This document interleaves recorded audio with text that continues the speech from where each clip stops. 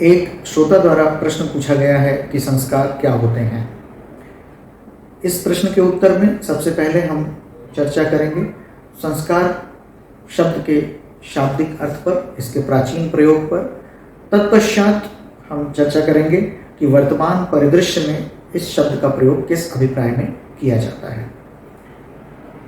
यदि प्राचीन प्रयोग के विषय में बात करें तो संस्कार शब्द का शाब्दिक अर्थ हुआ करता था शुद्धिकरण, यानी कि कुछ ऐसे क्रियाकलाप या कुछ ऐसी प्रक्रियाएं जिनके जरिए मनुष्य के तन और मन को शुद्ध किया जाता था या यूं ढाला जाता था जिससे वह अपने समाज में पूर्णतया स्वीकार किया जा सके, अच्छे से स्वीकार किया जा सके, तथा उसके अंदर कुछ ऐसे विशेष गुण उत्पन्न किए जाएं जिनके जरिए वो स्वयं, अपने परिवार तथा अपने समाज का हित कर सके।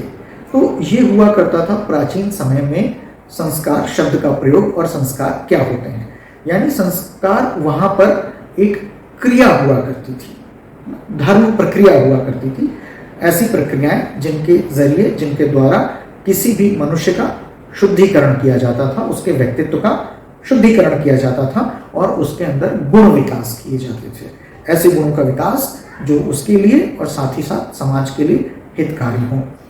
यदि हम हिंदू समाज की बात करें तो वहाँ पर 16 संस्कार हुआ करते थे। आज हम उन 16 संस्कारों की बात नहीं करेंगे, उदाहरण के तौर पर सिर्फ ले लेते हैं कि गर्भाधान से होते हुए, जनेऊ संस्कार से होते हुए, विवाह संस्कार से होते हुए अंत्येष्टि संस्कार तक 16 संस्कार हुआ करते थे। और ये ऐसी क्रियाविधियां हुआ करती थी जो मनुष्य के व्यक्तित्व विकास का कार्य किया करती थी और उसको समाज में स्वीकार्य बनाया करती थी और समाज के लिए उसको हितकारी बनाया करती थी। यदि हम वर्तमान परिदृश्य की बात करें तो संस्कार शब्द का जो सामान्य प्रयोग होता है, पहली चीज ये है कि जितने लोग इस शब्द का प्रयोग करते हैं वो इसके प्राचीन अभिप्राय से, इसके प्राचीन मीनिंग से अक्वेंटेड नहीं है, परिचित नहीं है। यहाँ पर संस्कार शब्द का प्रयोग होता है कि वे गुण जो आपसे आपके बच्चों में ऑटोमेटिकली ट्रांसफर हो जाते हैं, जिनको आप चाहे ना चाहे ट्रांसफर करते जाते हैं, अनजाने ही ट्रांसफर करते जाते हैं। और ये गुण जो है व्यावहारिकता के गुण अधिक होते हैं कि आपका बच्चा आपको देख करके समाज में कैसा व्यवहार सीख रहा है, इसको कहते हैं आज के समय में संस्कार। तो काफी डिफरेंस आ गया है प्राचीन समय में संस्कार और आज के समय के संस्कार, इन दोनों प्रयोगों में एक बहुत बड़ा अंतर आ गया है। सभी लोग जानते हैं कि बच्चे अपने आप परिवार में माता से, पिता से, बड़ों से सीखते जाते हैं। तो हम जिन गुणों को चाहते हैं कि हमारे द्वारा हमारे बच्चों में अच्छे गुण ट्रांसफर हो जाएं, उन गुणों को हम संस्कार कहते हैं।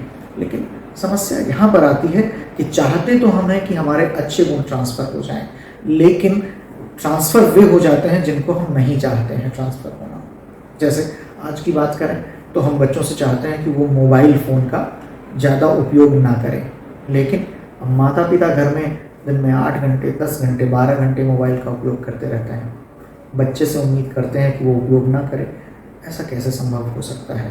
क्योंकि बच्चा तो ये मोबाइल फ़ोन के उपयोग का संस्कार आपसे बिना बताए, आपके ना चाहते हुए भी स्वीकार कर रहा है। घर में झगड़े हो रहे हैं लेकिन हम चाहते हैं कि बच्चे झगड़ालू ना हो। कैसे संभव है? बच्चा भी झगड़ालू हो जाएगा, आप चाहे उसको जितना कहते रहिए कि बेटा झगड़ा नहीं करते। तो ये है आज के संस्कार और प्राचीन समय में संस्कारों का उपयोग। अब अगर वर्तमान में हम चाहते हैं कि बच्चों में अच्छे संस्कार जाएं, तो हमको स्वयं के अंदर अच्छे गुण लाने होंगे और अच्छे गुणों का ही प्रदर्शन करना होगा बच्चों के सामने।